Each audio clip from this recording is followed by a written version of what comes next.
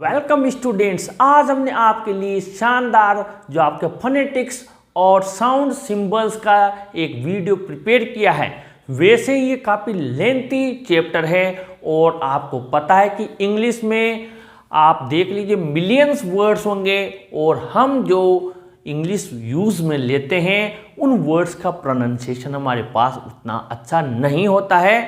तो जब हम इन चीज़ों को पढ़ते हैं तो ये हमें सबसे ज़्यादा दिक्कत आती है इनका उच्चारण करने में, और जब हम उच्चारण सही नहीं करते हैं प्रोनाउंसिएशन तो फिर हमारे जो हम फोनेटिक्स लिख कर आते हैं वहाँ पर भी दिक्कत आती है, हम सिंबल सही से नहीं पहचान पाते हैं।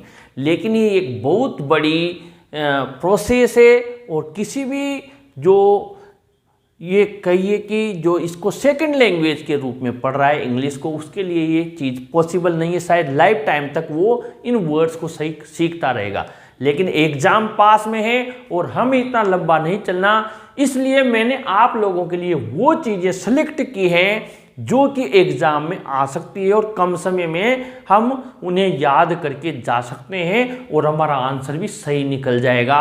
क्योंकि वर्ड्स के अब फोनेटिक्स सीखना, किसी भी आपने 1,00,000 वर्ड सीख लिए और दूसरा आ गया तो वहाँ गलती हो गई, तो उसके झंझट में आपको नहीं डालना चाहता हूँ। आइए देखते हैं जो मुख्य क्वेश्चंस पूछे जाते हैं जनरली आपके। एक तो है आईपीए की फुल फॉर्म, ये आप पढ़ के जाइए, इंटरनेशनल फोनेटिक अल्फ़ाबेट।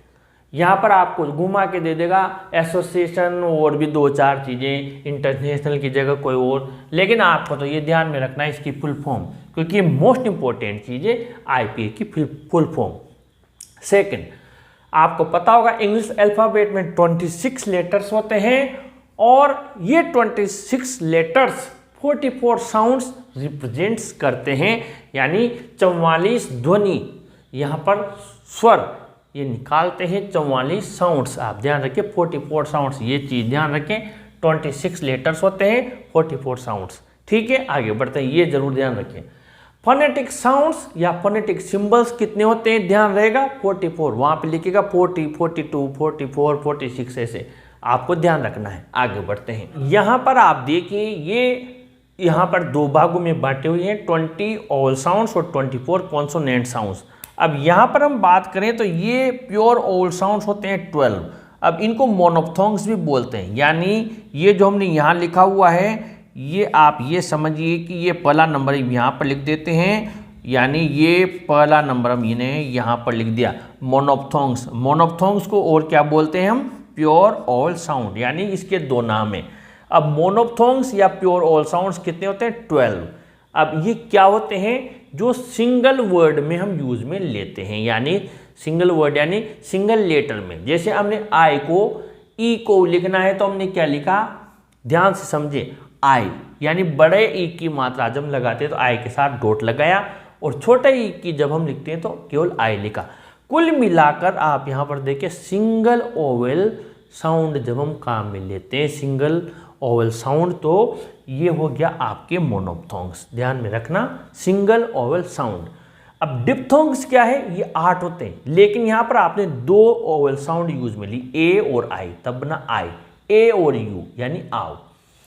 अब यहाँ पर आप देखिए इसकी definition, 2 oval sounds are pronounce together, यानी 2 स्वर ध्वनियों को एक साथ उच्चारित किया जाना।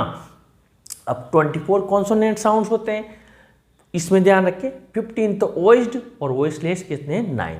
सीधी सी बात है, कोई टेंशन नहीं है। और आगे बढ़ते हैं, मॉर्फोलॉजी किसे कहते हैं, स्टडी ऑफ वर्ड्स, यानी शब्दों के अध्ययन को मॉर्फोलॉजी बोलते हैं। और फोनोलॉजी क्या है, is the study of sound system of a language, यानी साउंड सिस्टम होता है कोई भी लैंग्वेज का, उसको फोनोलॉजी बोलते हैं, और वर्ड्स की स्टडी को मॉर्फोलॉजी बोलते हैं। आगे बढ़ते हैं, सिलेबल। सिलेबल क्या होता है, is a unit of pronunciation, यानी उच्चारण की एक इकाई होता है। और ट्रांसक्रिप्शन क्या होता है, to write the pronunciation of a word in phonetic symbol, जो शब्द का हम उच्चारण करते हैं उसको फोनेटिक सिंबल्स यानी इन सिंबल्स की मदद से लिखना, वो ट्रांसक्रिप्शन होता है। यानी आपके हमने ये जो चीज़ें ली हैं आप स्वयं देख लीजिए, ये हमने वही लिए हैं जो आपके एग्जाम के हिसाब से मोस्ट इंपॉर्टेंट है। आप चाहे तो इसका स्क्रीनशॉट भी ले सकते हैं और इन्हें बहुत अच्छे से तैयार करके जाएं इस वीडियो को ज़रूर लाइक शेयर करें और इसी तरीके की ट्रिक्स के लिए अपने चैनल को भी ज़रूर सब्सक्राइब करें स्टूडेंट्स। Thank you.